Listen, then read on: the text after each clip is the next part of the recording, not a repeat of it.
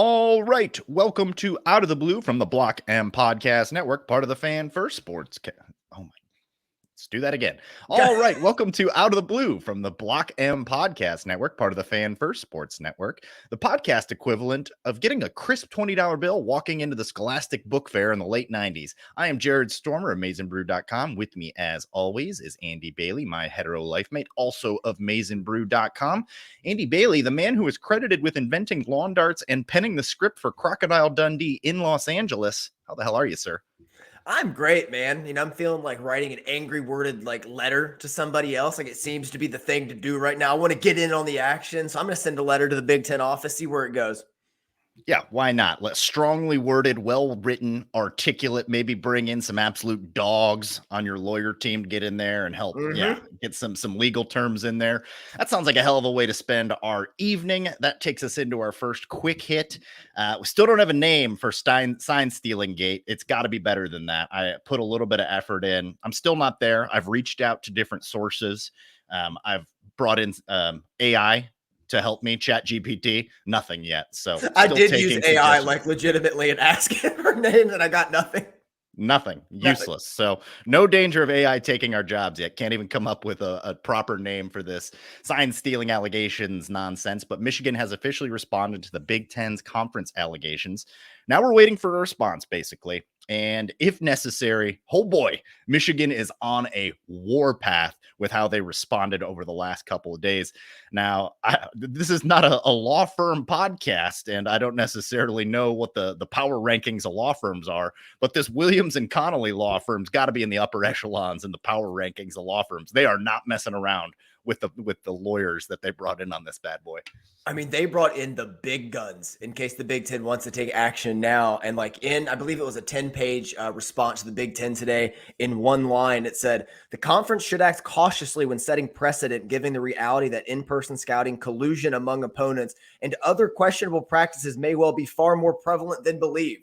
I mean, shots across the bow, shots at everyone. They got tanks in the back. They got lawyers driving them at I don't even know what this is, like the Air Force One of law firms. I mean, Santa's in front of this, ready to go. This is incredible. I mean, this is the response we wanted, the response we expected, and it's so good to see it being executed. And you are really selling it there, making these lawyers sound like they're part of the SEAL Team 6 there. And in reality, they're spending most of their time at a Brooks Brothers doing their business on a golf course, but nonetheless, it is so good to see Michigan fighting back and not just taking the rollover and take whatever comes. Michigan clearly standing up for themselves. State lawmakers sent that letter to Tony Petitti, as you mentioned there. So, I mean, if you got the freaking state legislature getting in on this thing, the tide has officially turned. We are on the downhill slope of this. We are far removed from the banners are coming down, wins are being vacated. Now it's more like, do we get any punishment whatsoever?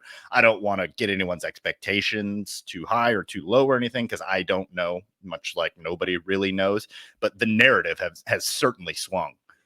Oh yeah. And everything's coming to light now that knowing signs really doesn't give you that much an advantage in these games. A lot of other teams are passing around signals, colluding against other schools. So everything's coming out now. It's like you air somebody's dirty laundry, you think yours is all set, but it's like, oh yeah, I have a basket over here still, and people have receipts about the basket. So they're being hung up all over the place. And it's just it's great because it brings back a viciousness, a nastiness to some of these games and the rivalries. And I'm here for it, man. I think all the punishment and all the litigation things going to take place way after the season. Even if they try to suspend him now, they'll file for an injunction, almost certainly immediately get injunctive relief. Harbaugh will be able to be on the sidelines for every game. I'm excited, man. I feel like you're in the thick of the silliness of it and the thick of the fun of football right now. This isn't normally what I attribute to being the fun of football, but nonetheless, I think we've enjoyed this little saga. Other than the first couple days when they're trying to tell me the Hutchinson banner's coming down, I'm like, don't you dare! I will spend my money on pitchforks. I was like, settle down, put your pitchfork down, put the torch out. You're somewhere marching in Greenville, South Carolina. Candy, I'm on my way to get you, buddy. Hang on now. I was not marching in Greenville, South Carolina. Well, I would say you're coming north to get me. We'll put it that way. Rounding up the boys to head to Michigan. We're taking them down. Oh man, sir. College football rankings dropped and the top 7 remains unchanged. I did have one takeaway, and I'm going to parrot this from Joel Klatt and a lot of the people that have been coming after Michigan for the soft schedule. If you're Alabama with one loss to a really good Texas team, you're looking at this like, why did we schedule Texas? If we would have scheduled anybody else, if we would have done what Michigan did and played Bowling Green, we're in the playoffs right now. We're firmly in the top 4. We're undefeated. But because they went and they scheduled Texas, credit to them. It was a fun game. I enjoyed watching it. They're being punished. So that's really my only takeaway from this, is that it needs to go to 12 for that reason, is that we still don't quite have this pinned down, I don't think. So my thing was, when I was looking at the rankings, I actually would have gone with a precedent that was established in 2021 involving Michigan. I would rank Alabama above Texas right now, Yeah. despite the fact they lost, Yep. as they did with Michigan and Michigan State 2 years ago. Like, they did it because, like, they believe a better team now, moving forward. Like, Alabama's lost to Oklahoma Texas has lost to Oklahoma, just looks worse and worse every week. They seem to be going in opposite directions. So maybe that gets sorted out now, but your point's 100% taken, man. Like, why do this? Why risk it when you could just be sitting here coasting, dominating teams like Michigan is, and be sitting in prime position down the stretch? Yeah, you and I never wavered on this. We were like, we were looking forward to the schedule. Now, I mean, we're very excited to talk about a meaningful football game here shortly with Penn State. And there is that aspect of it where it's been a little bit on the duller side from, just a viewership perspective and gamesmanship perspective. But this is all about winning a national championship, and there's no benefit to making that more difficult on yourself.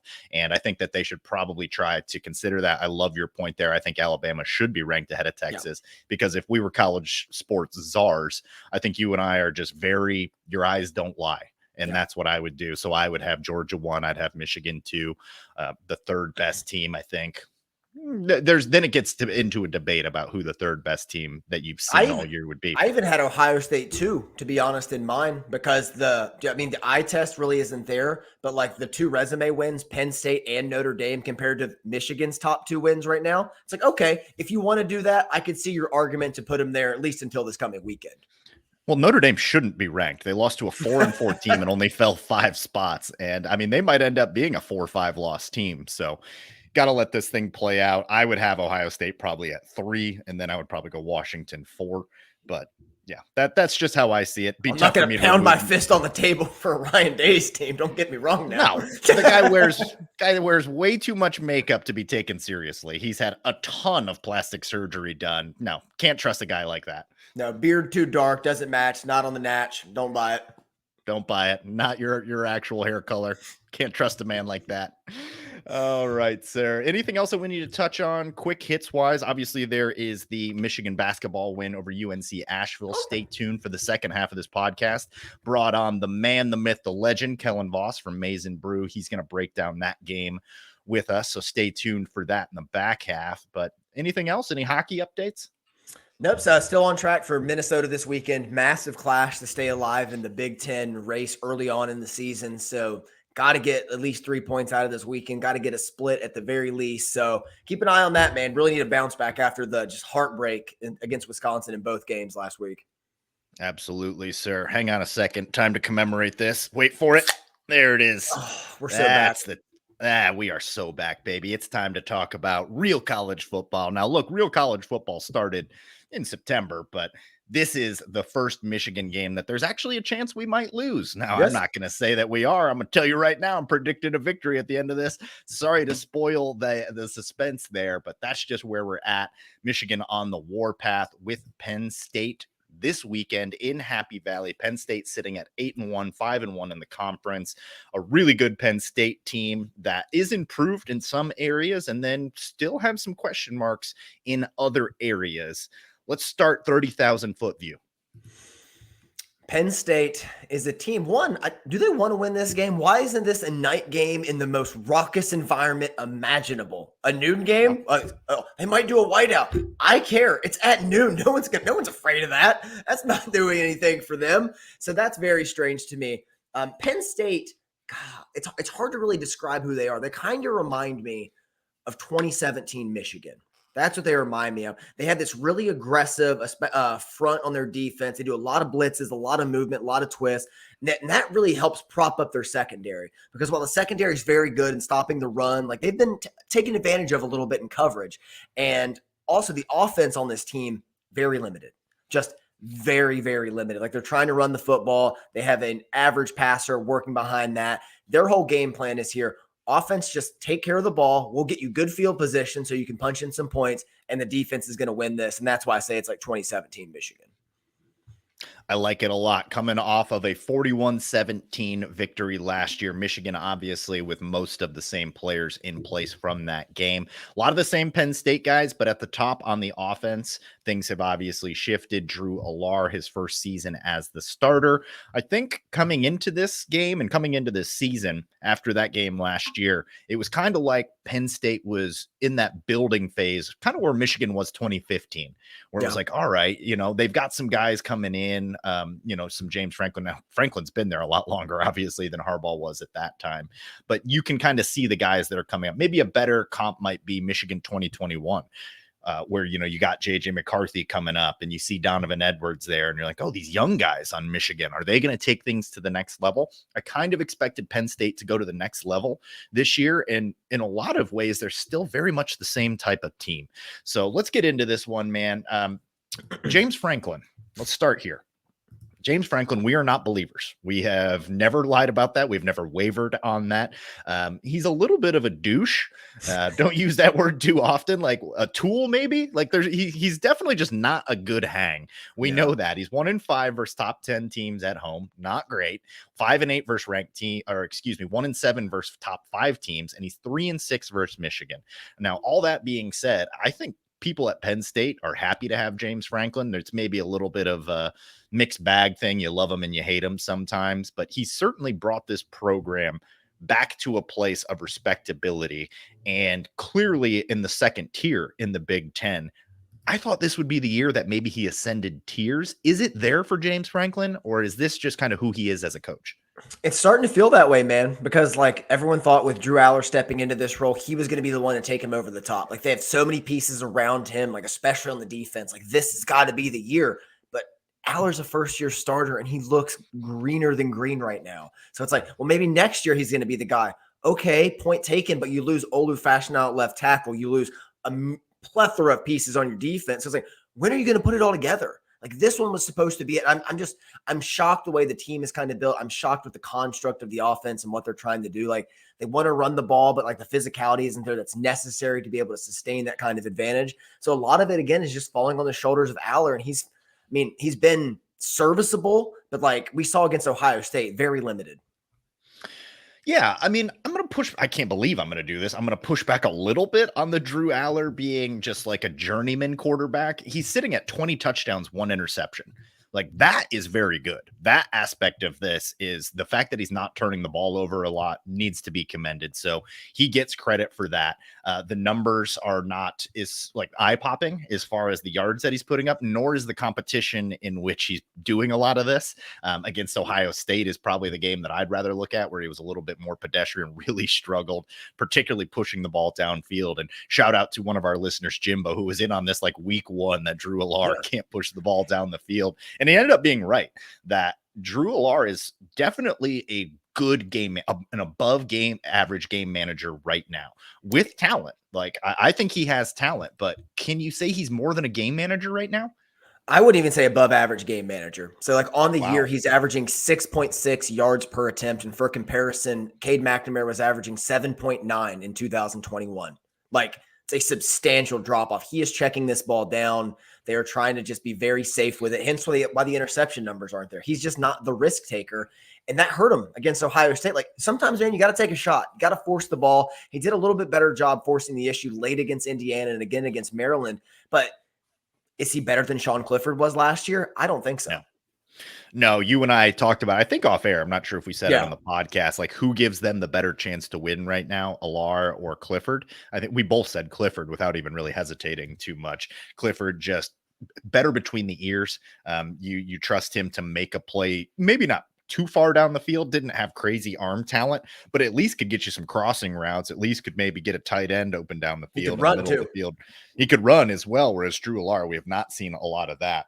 So it'll be interesting against this Michigan defense. I think that we'll really officially know what Drew Alar is. This is his second game against an actual defense. And I'm definitely with a lot of what you're saying, but I can't just say he's a below average game manager when he's going to break the Michigan touchdown passing record this year. I mean, that's granted. I mean, I know you're going to push back here, but you knew I was coming. The facts are the facts.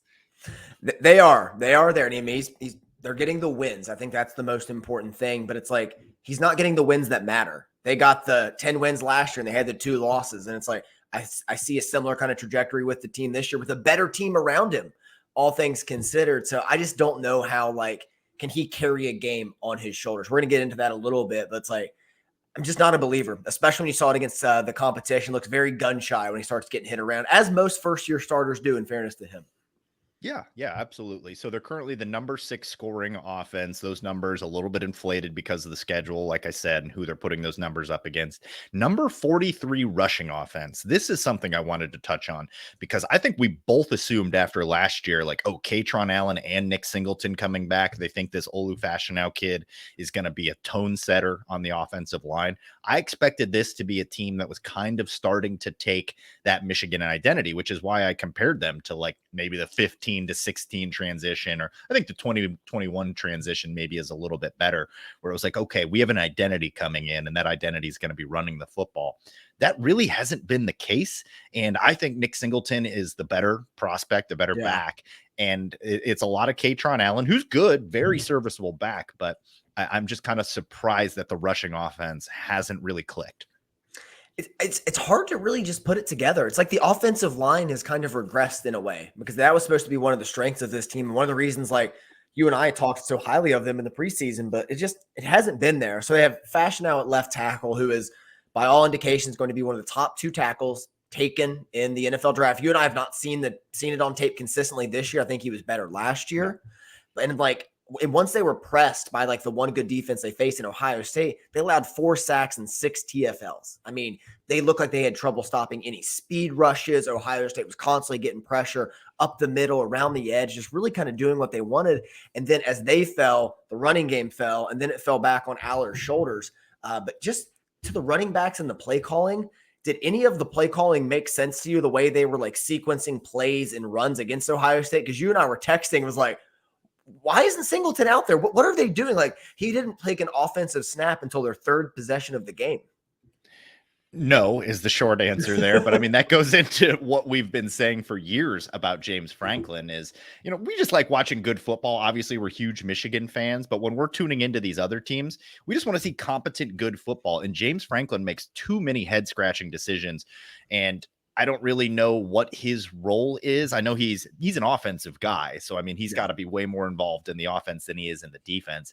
So I know that he has a big say in what's going on, but some of the play calling decisions, game management stuff, and then, like we're talking about here, like the players that he's choosing to put in there, I just don't always get it. The sequencing of play calls, like they don't do any. Michigan does, and you do a great job breaking this down on your film studies, by the way, about how Michigan will set up tendency plays where they're literally doing stuff in early games, knowing that you're going to see that tape and you're going to make adjustments and you're going to build your defensive game plan around that. And I assume they do that. I mean, he's getting paid a great deal of money, but it doesn't seem like it a lot of times when you watch their game plan. If Fleck and Franklin switch jobs, better team. I think so too. I think so. It's like, I think all the resources here, I think Franklin is a good recruiter, but it's like, we just have not seen it with the talent they have. And credit to them, they know what their team identity is. And their team identity is offensively protect the football at all costs. They're number 1 in the country in turnover margin. They are, I believe, second to last in the Power 5 in explosive plays, 20 yards or more. They're just trying to keep the football, just let the defense win the game, get a stop, get a short field, and score. So it's like, on offense, it's weird to look at a unit that their main objective isn't to score. It's just to protect the football. But it's like, I do give them a little bit credit for understanding that identity and playing into it, despite where it's eventually going to run into shortcomings against better competition. Yeah, absolutely. And getting back on the running game a little bit here, you look at the leading rushers going through their entire schedule so far, and it's been a mixed bag. Like it's a little bit of indecision too about who the guy is there, which is fine. I mean, Yeah. ideally, you have two backs that you can lean on. I think Michigan kind of wanted something similar this year where every now and again it's the Donovan Edwards game and he's taking some of the load off of Corum. Now we've been up so big in these games that doesn't matter. Nobody's Yeah. really getting all that wear and tear, but they've gone over 100 yards on the ground, or they've had a leading rusher go over 100 yards just once this year, and that was Katron Allen versus Delaware. And to be fair, I don't know if Michigan's had a rusher go over 100 yards this year. I don't think we I have. think Corum once. Yeah. I think Did Corum go Corum did over it again. once? Yeah. Bowling Green, I think you went over. Oh, yeah, yeah, Yeah. yeah. I think you're right. Yeah, Sure. because JJ couldn't get it going through the Yep. air. Yeah. So, I mean, similar kind of situation with them where they haven't been tested. Illinois is a good game that I kind of went back and looked at a little bit for this because I do like the Illinois defense. They've taken a big step down in that one, but that was a game where they really wanted to run the ball and could not do it effectively. And it had to be Drew Alar in that game. And then some turnovers helped to make that thing close. But I worry about their ability to attack a strong, talented defense, particularly a talented defense that's going to get pressure on Alar. Pressure is going to be in his face. How does he handle that against Ohio State? Looked shaky, man. He looked shaky. So, I mean, this is a step up as far as defensive competition, as much as the Ohio State defense might be improved. How are they able to attack this defense is going to be, I think, maybe the key thing to watch in this one. Can they find a way to get consistent offense, which probably is going to have to come from Alar? Yeah, and I think Michigan's three keys to the game in stopping this offense and what they're trying to do is firstly, make Penn State one-dimensional. Force Drew Alar to win this game. Take away the safety blanket. I mean, that goes to what you were just now saying. I'm just echoing it. Secondly, defend slants. Drew Alar is going to throw about 10 slants minimum in this game because that's what they do in this offense. It's a very easy completion. Urban Meyer spoke about it before the Penn State-Ohio State game, that it's going to be a slant fest. You're going to see it from McCord a lot. This is going to be your first dose of it. And it was awesome to see the way Will Johnson defended it for the interception last week against Purdue. Thirdly, field position. Force Penn State to drive the length of the field. They want to win this battle. It's one of their like low-key keys to success. So you make them drive 70, 80, 90 yards, convert third downs. I just don't think they're capable of it, especially if they can't run the football. I love that. And look, we're big on punching this year. I don't know. I guess we're just getting old. I think we're just getting older. That's all that is, where we really appreciate punting this year. Doman coming off of his best game. I do think special teams is going to be a key in this. I love that call out, that field position. If they're having to drive from the 20 and go 80 yards down the field, I don't think that they can score more than 2 touchdowns. And that's giving them some serious, like that's giving them some respect that I don't necessarily know that they've earned as an offense. So yeah, if they're having to drive the ball the length of the field, and if they're having to do it through the air on something more than crossing routes, because Michigan can defend them really well now, hasn't always been the case. If you remember, not too long ago, that was Michigan's bugaboo. But now with the players that we have, the personnel in the back end, I think we're way more well suited for that. Even our linebackers are better in coverage than they were in the Don Brown era. So I'm not too worried about the slant attack. You're absolutely right to call that out as well, that is probably going to be a big part of their offense. With this game being at home, I expect the Penn State offense to be a little bit better. You know, it's in their backyard, things they can control, take care of, have the crowd behind them. But honestly, is it a detriment? Would you rather like to have a crowd go silent than an opposing crowd be loud? Because like if Happy Valley gets quiet, like 3 possessions into the game, are they going to start forcing the issue a little bit? Are things going to start unraveling maybe a little bit quicker? It's very much just a working hypothesis, but I think sometimes the silence can be more deafening than a crazy raucous crowd. No, this is a tremendous hypothesis, and I'm going to add some credence to it. I think my take when you said, like, why are they playing this game at the day? Like, if I were Penn State, if I were the athletic director, I would have circled this immediately as a night game, because there's a big difference between swimming in the ocean in the light of day and going for a dip in the middle of the ocean at night. Like that is a dramatic. The first option sounds borderline fun. Maybe that's some mild fun. Yeah, but that second option sounds horrifying, and I don't want any part of it. And that's exactly how I feel about Happy Valley. Like, give me a daytime game at noon, and like people are still waking up, haven't really tied on a buzz yet. You know, got a lot of families in attendance. that doesn't scare me. You go down the field, first drive, things are going to settle down, and it's just like any other stadium. But man, I forget which game it was. It was one of the Patterson games where I think we started with like 2 delay of games, like It was right out Penn of the gate. State 2009, Yeah, I know it was Penn State. 2019. Yeah, 19. There you go. We're like, it was so loud in there. That was the loudest environment I've ever heard. And like that's saying something, because I literally wrote my senior thesis in undergrad about the loudest stadiums and the loudest instances of stadiums, and there was one that like registered on the Richter scale. But that 2019 game, I was like, good Lord, what a horrifying environment. And yeah, they did themselves a disservice, man. I'm totally with you that one drive down the field to open this thing up, you go down right, like especially 3 and out drive down the field, it's going to get quiet in there, and all of a sudden you're going to be right back where last year what we were doing. We make their thing our thing. You know, we make the jump around thing our thing, and we make their stadium work against them.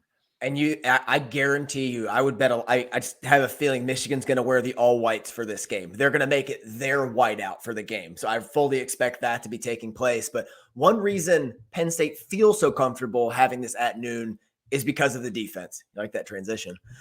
This is an excellent defense with an elite front seven. I mean, defensive coordinator Manny Diaz runs an aggressive blitz-heavy scheme with copious amounts of pre-snap movement to really just confuse and disorient blocking assignments. His defense is designed to confuse and attack. That's the very just genesis of it.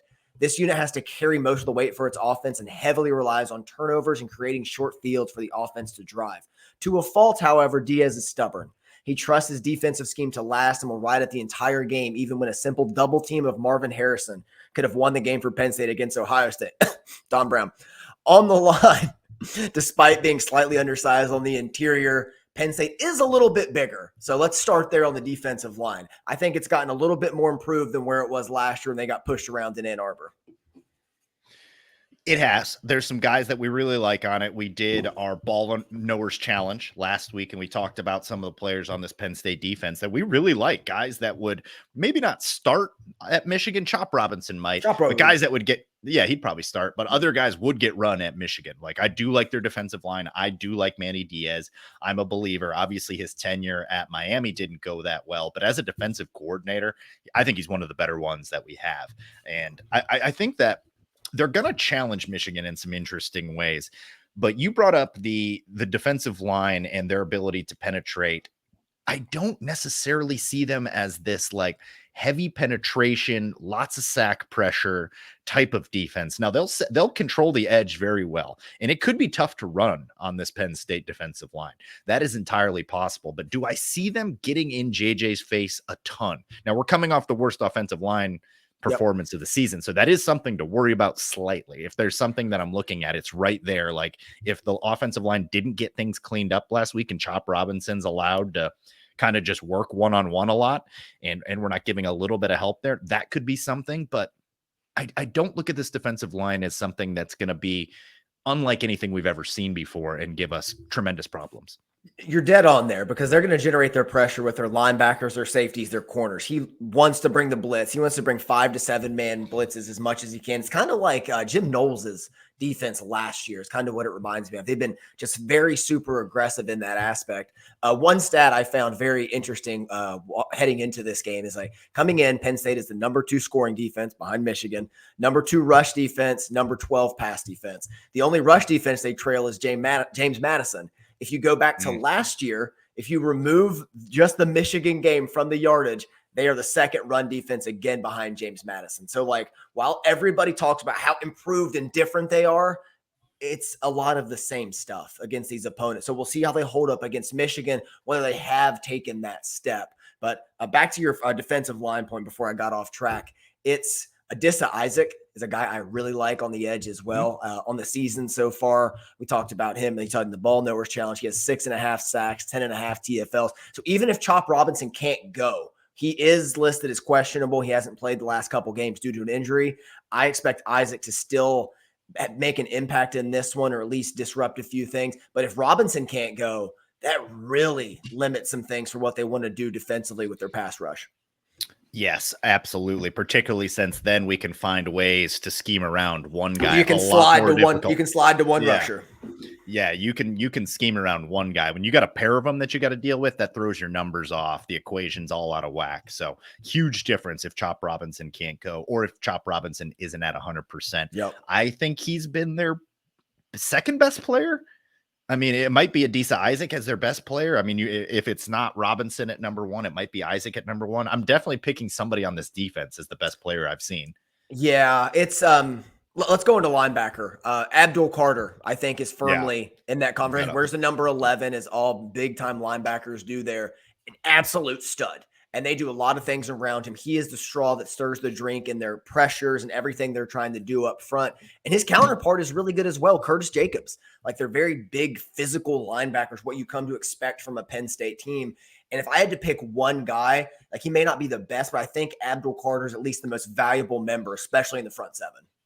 I like that. I also kind of grew up with Penn State being linebacker U. LeVar Arrington. LeVar Arrington, one of my favorites to watch. I was just a kid, but I was like, who is this man? This is a gladiator.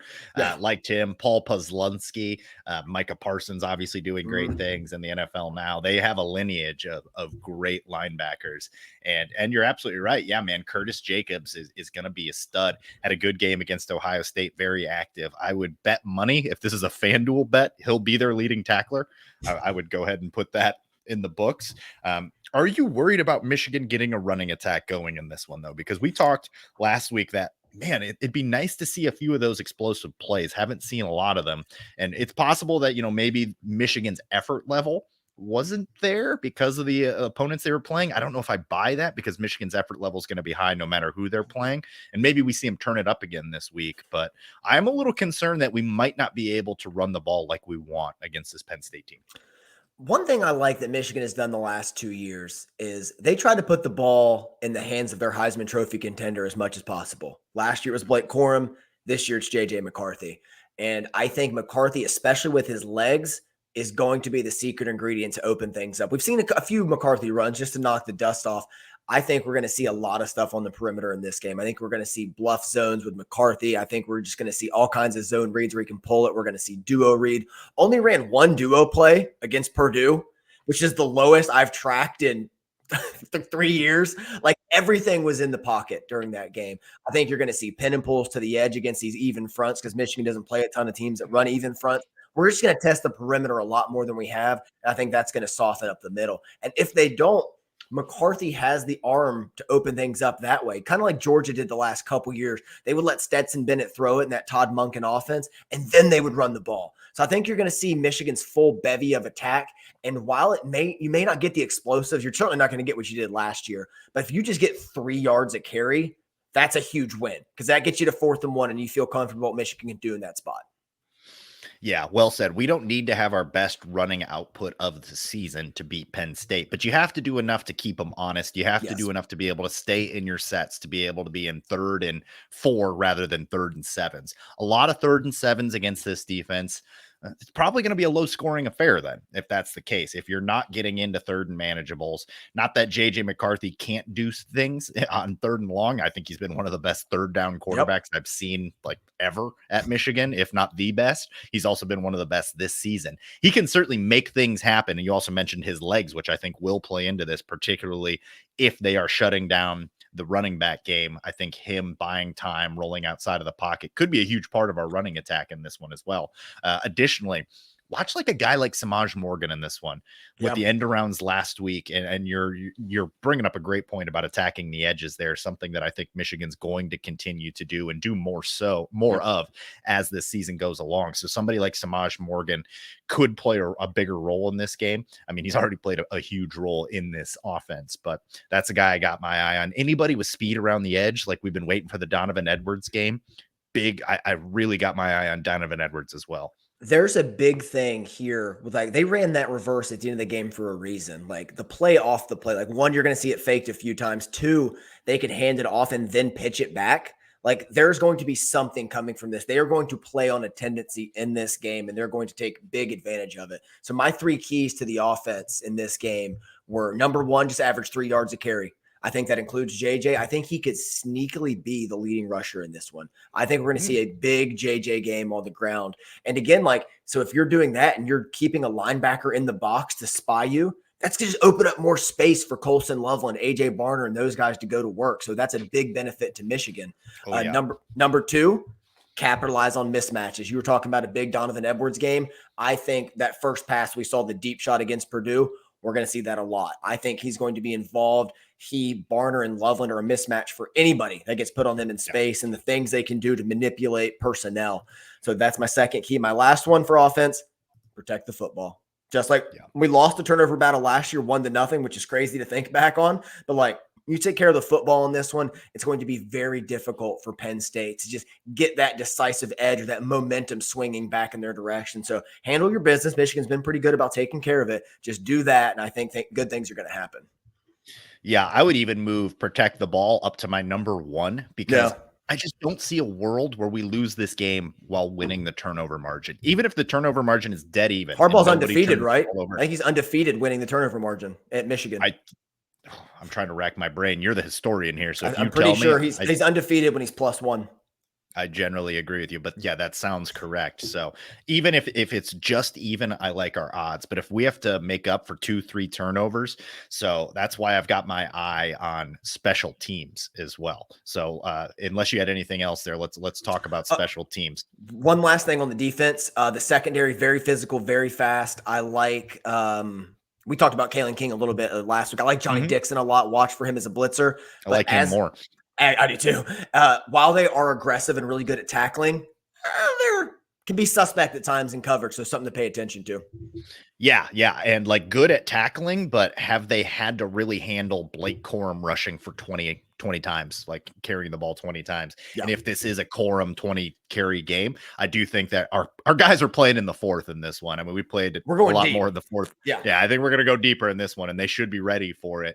But yeah, how does Kalen King in the secondary handle guys that are getting past their linebackers? And another point that you mentioned that I wanted to come back on, if they come out and run a spy, I'm going to be rubbing my hands together with joy, because Michigan has had tremendous success against the spy. And to be honest, I don't see many defenses, even the best, run the spy to success. Like most of the best defenses don't even try it anymore, because it's basically losing a guy out there that might be doing nothing on the play. Exactly. Most good spies now, I think Kirby Smart does a lot of this, is he uses like his defensive end, like he'll bring him up on the edge and they won't blitz, and then they'll like blitz a linebacker and force him out, and then they have their spy defensive end kind of hiding, and he sneaks out and makes a play. So I think that way is the more clever way to do it. But yeah, if you're going to hang a middle linebacker spy in this game, like you said, rubbing the hands together like I'm Birdman, JJ's going to pick it apart. Adjusting the britches, rubbing the hands together, like things are not going to go well for you if you're trying to do that. JJ's too smart for that. You're basically wasting a defender, because Michigan will just be like, all right, well, we know something's going to be open because that spy is committed to JJ. So we'll roll him out of the pocket, and JJ can throw across his body like second best of anybody in college football right now outside of Caleb Williams. I mean, he is very accurate rolling one way and throwing the other. You don't want him to do too much of that, but he can do it, and you don't like panic when he does so. So yeah, I hope they run a spy. That would be joyous news. Great call out there on the secondary as well, because I think people, and if you ask just like the average person, like I think they would still probably say Penn State has the better secondary, but that is not correct. That is not correct, just because Kalen King got so much NFL draft type, but he is not a better cornerback than Will Johnson. He is rungs below Will Johnson as far as like a prospect and somebody that you would scout for the NFL. And like you said, Johnny Dixon is better. So I think there is going to be some opportunity in the passing game. I think this is going to be a big tight end performance as well. That's where I'm looking. And man, if they play a spy, you got me excited about that. All right, sir, let's move over to special teams. But before we do, this breakdown is brought to you by Manscaped. Every man knows how scary it can get when going for a close shave below the belt. That's why I trust Manscaped for all my sensitive areas. Their newest package contains the Lawnmower 5.0 Ultra. Their 5th generation trimmer features 2 interchangeable next-gen skin-safe blade heads, a standard one for taking a little bit off the top, and a new foil blade to go smooth wherever your heart desires. It also has a dual LED spotlight to provide contrast on multiple skin tones, 3 length setting combs, and perhaps best of all, it's waterproof. Also included is a travel case and even a travel lock feature to avoid any accidental powering on, off, or weird looks in the airport. Join the 5 million men worldwide who trust Manscaped for all their grooming needs and use the promo code BLOCKM20 to get free shipping and 20% off your order. Head to manscaped.com and use that promo code BLOCKM20 at checkout for 20% off your order. Okay, sir, let's talk special teams here. Saved it for last because we were leaning into this a little bit last week that special teams is going to end up shifting a game. We said this a lot preseason, and I think we backed off of a little bit because we were more talking about James Turner being the difference in a game. And a lot of that comes from what we saw against Illinois last year, where we're like, without Jake Moody, we do not win Illinois. What does that season look like? This season hasn't quite shaped up like that, but that doesn't change the fact that special teams in these tight games against better competitions is going to be dramatically important, particularly since their defense and our defense, I like our defense way more, but it's not that big of a gap. They do have a really strong defense, so you're going to need special teams in this game. Harbaugh likes to say, like, to win a game, normally you have to win two sides of the ball. Like 9 times out of 10, you got to take care of that. So if you say the defenses are a wash and Michigan's offense wins, who takes care of special teams to bring this thing home? It's a very interesting matchup because you have James Turner from Michigan, the kicker, who's really settled in. Has just been lights out, 8 of 10 on the season. It's not missed, I believe, since the Rutgers game. Has just been really dialed in since then. All his extra points as well. Penn State's been a little bit shakier. They've converted 13 of 18, which is 72%. 10th in the Big Ten, number 77 nationally. But where I look to in this game, there's a very interesting battle in the punt return battle. Daquan Hardy for Penn State is electric with the ball in his hands. Good. He averages over 20 yards a return, has 2 touchdowns on the season, and only started returning punts. It was Iowa, I believe. It was a little later in the season. Michigan has only allowed 4 punt returns all season. That's going to be one of the biggest things, utilizing Doman as a weapon to back them up, not allow him to like start returning or doing anything with the ball in his hands. And on the flip side, Penn State has a pretty good punting game. They have really good punt return coverage, but they have allowed 15 returns this season. So I trust we're going to see Jake Thaw back there in this game after the Tyler Morris screw up last year resulted in the turnover. So it's about being sure-handed, but it's about making a play, and I think he's going to have a few opportunities. Great call out there. I do think that they have the edge in punt return. Actually, I know they have the edge in punt returner because we haven't had a great punt return situation this year. This is 100% going to be a Jake Thaw game. I would be very surprised to see Tyler Morris out there after what we saw, because you don't need special teams to create explosive plays in this one. You just need special teams to not turn the ball over and do what you're supposed to do. The 4 punt returns on the season is kind of a wild stat. That's not one that I normally track, but that seems low. So, I mean, if we can just keep it out of Daquan Hardy's hands and Jake Thaw can just field the ball, no turnovers, no miscues, maybe have your best guys out there. I mean, we had like Frederick Moore on the punt coverage that made the error last week. Like, get your best guys out there. This is not the game to mess around on special teams. I'm not too worried about James Turner. I think he'll deliver. I mean, at this point, he's not the Moody leg. It doesn't excite you. There's probably not going to be a 59-yarder, but make your 35-yarders and we're golden. I've got no issues with you, James Turner. You are welcome for Christmas dinner. So I think that's all we need in this one. You don't have to win the game with special teams, but you can't let special teams beat you. You can't fall behind. You can't let turnovers happen on special teams. That's going to muddy the waters and make this thing uglier than it needs to be. Crazy stat for you. Jake Thaw and Tyler Morris are averaging more return yards per punt than AJ Henning did last year. Wild. That is wild.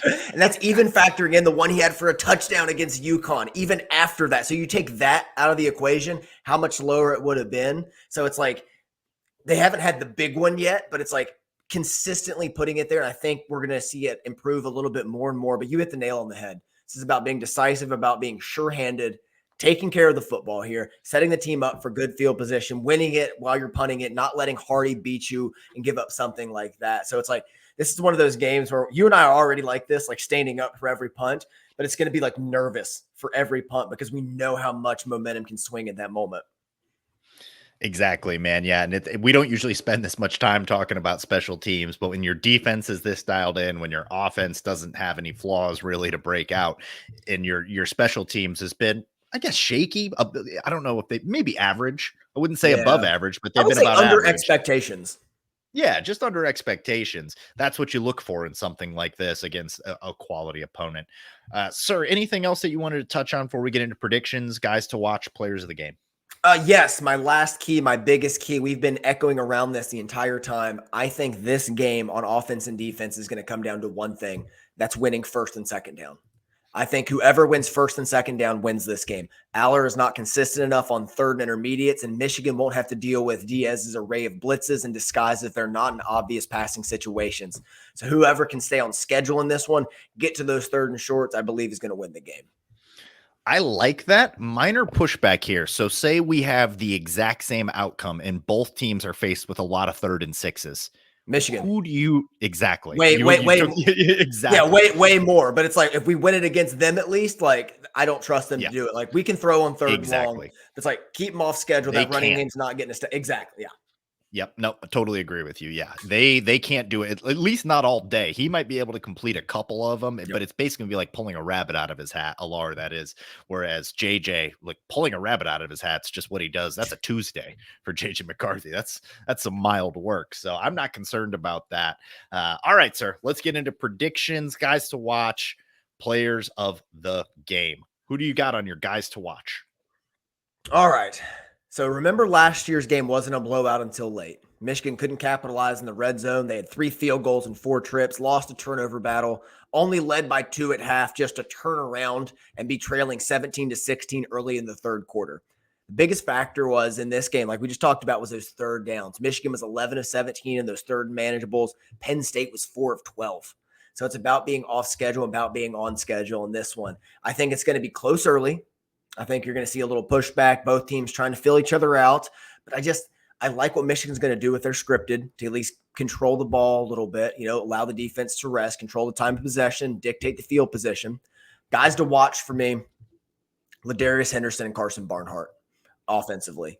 Both tackles. I want to see how they hold up against these pressures. They had a rough game last week, probably the worst of the season. I want to see how they communicate up and down the line of scrimmage, pass off blitzers, pass off rushers, communicate with the running backs. That's going to be the big thing to watch on offense. Defensively, got to watch Rod Moore. Like, this feels like a good Rod Moore game. Like, he's been getting better every week, had his best game of the year probably against Purdue. I think it's going to happen again this year. So Rod Moore is going to be the guy to watch. Men of the match. Let's not screw about with this one. JJ McCarthy and Mason Graham. This is a game where stars need to be stars. This is your Heisman Trophy game. This is your Bednarik game. This is your any award game. This is what they're going to look to. It's going to be one of the 2 biggest focal points of the year. I think Michigan stars will be stars. I think Mason Graham is going to destroy people on the inside. I think he is going to have a good, very good game on the inside in this. It was a little quieter last week because Chris Jenkins was eating so much, but I think it's time for him to get some more on his plate. And JJ McCarthy, I think he's going to have the biggest single impact on this game, dictating with his legs, especially, and his arm and what he can do. This isn't the McCarthy they saw last year. This is a much, vastly improved JJ McCarthy. I think entering the third quarter, it's going to be tight. Neither team has allowed a third quarter point this season. I think it's going to hold up for Michigan. I don't think it's going to hold up for Penn State. They're going to keep it there. It'll be about 14-13. Michigan's going to pull away, put together 2 scoring drives, open it up by, 15. Cap it off. They're going to win 31-13 in Happy Valley. Let's go. Let's go. Like a lot of what you said there, like a lot of the players that you called out, particularly the tackles coming off of that performance last week. My eyes will certainly be going there, but for the sake of parity, I will mix it up there. I will say guys to watch in this one. I already mentioned earlier, Samaj Morgan. You could take Donovan Edwards here. I think speed on the outside in this game is going to be something to watch. So Samaj Morgan coming off of that touchdown last week, very just electricity. They're working him in more. He's become a part of this offense. He's not just a gadget. I think he's someone that they're going to use. His speed, even if they don't give him the ball, expect them to do some interesting motions with him, get him out on the field to get them thinking that, get the defense flowing towards him, and then maybe they go a different direction. So I'm watching that. The other guy to watch on defense, I'm going Mike Barrett. I think a lot of the action is going to be happening within 5 to 7 yards of the line of scrimmage for Penn State. So Mike Barrett, Junior Colson, those guys are going to be involved in a lot of this. They're going to, like we already mentioned, slant fest. Yeah. Well, I mean, that means there's going to be linebackers involved in there. They're going to be around. So what are they able to do? Is Mike Barrett able to force a turnover there from his linebacker spot? That could be very, very important. Man of the match. I love your not messing around thing. I'm going against type here. I've been going JJ every week, and I still think it's JJ, but like Corum's due for a game. Corum is due for a big breakout game, and I think this is probably one that he had circled. I don't think there's any reason for him to care about getting 25 touches and getting over 100 yards every game, but this is one that all eyes are going to be on. If he wants to establish himself as one of the best running backs, still could be a Doak Walker finalist, so 100%. So I think that this is the game where you want to get Blake Corum going early. Now, I could be proven wrong early in this one if Michigan's kind of just running into a brick wall and they need to change up the game plan. But if he's able to get going, it's going to be a long afternoon. And even if he's slowed down early, you can't get away from it. You got to keep feeding the bull. Yep, exactly. And even if he goes into the half with 30 rushing yards, you're not free from the Blake Corum experience. He's going to keep coming, and much like Mel Tucker, just it keeps coming. It's Penn State week, baby. I love it. Let's go. Will Johnson in the back end there. I just freaking love Will Johnson. Got to see the pick last week. That got me so excited, got me hyped. We didn't even really talk about the Penn State receiving core because there's nobody that really scares me. Keandre Lambert-Smith will probably be the guy whose water he's asked to shut off. I think he will do that admirably. He's a ball hawk, though. If you didn't know already last week, that is what ball hawks do. Not an interception for every cornerback, but it is for Will Johnson. Drew Allar with one pick on the season. I expect that to at least jump to 2. I think Will Johnson gets a pick in this one. If they're smart, they'll throw away from him and throw at Josh Wallace. So maybe it's Wallace that gets the pick, but I think a cornerback's going to come up with one in this one. So I'm going to go with Will Johnson there. As far as a score, I like where your head's at. I like the close early, Penn State hanging around kind of a vibe, and then Michigan breaking away later in this one. I kind of see it similar to that, but I think Michigan is a better team in every facet, and I don't believe in James Franklin. I think there's a chance Michigan comes in and puts it to them. It was 41-17 last year. Is there any reason Michigan can't at least get to 38? So I'm going to go 38-10 Michigan. I think this is a beatdown. Yes. I think Michigan's on the warpath right now. Their performance last week, I know it's got some people down. I am not. They tend to show up for the bigger games, and Jim Harbaugh has been excellent against Penn State and against James Franklin. Historically, I think that continues. Yeah, let's go. I think Michigan rolls in Happy Valley. And then we get the inevitable narrative flip where Penn State wasn't that good anyway. Oh, of course. It's coming just like it did last year. Tremendous breakdown. I love all of those points. Other guys to watch in this, again, with Corum, he didn't get to play in Happy Valley 2 years ago. So he's the kind of guy that takes umbrage with that. Like, he wants to leave his mark there. JJ didn't play there 2 years ago. They just went with Cade the whole game. So something to keep an eye on there. Last time they were in Happy Valley, Roman Wilson had 2 touchdowns. As much as we talk about everybody else, this could be a big Roman Wilson game. Yeah. I think they're going to have a lot for him. I think his speed is deceptive, and I think it opens things up a lot. You saw what Michigan did against Michigan State with the mismatches with tight ends. The coverage was fine in those games. It was just the throws were better, and the linebackers just could not cover those big body tight ends in Loveland and Barner. So it feels like Michigan's offense has too many answers and tricks to throw at this defense to hold up that way for 4 quarters. I'm with you. Yeah, man, I wanted to get Loveland in there either with player of the game or guys to watch, because very well could be a big Loveland Barner game. That's a massive mismatch, like you said, for anyone, but definitely against this Penn State team. I think they would much prefer their linebackers closer to the line of scrimmage and not having to go 18, 20 yards down the field trying to cover Colston Level, and that is not how they were best served. So if nothing else, expect Michigan to force their linebackers to do things that they don't want them to do. So I'm with it, man. I am excited for this one, brother. It is real football at noon, the way the Lord intended. And Michigan can basically shut up all the narrative surrounding this program if you come out and just house Penn State or just get a win. It doesn't have to be a beat down, but just win, baby. That is all that I care about. All right, sir. We are going to take a break. In the back half, we have got Kellen Voss on here to talk some Michigan basketball. This has been fun, sir. Good luck with the interview. Thanks, bro.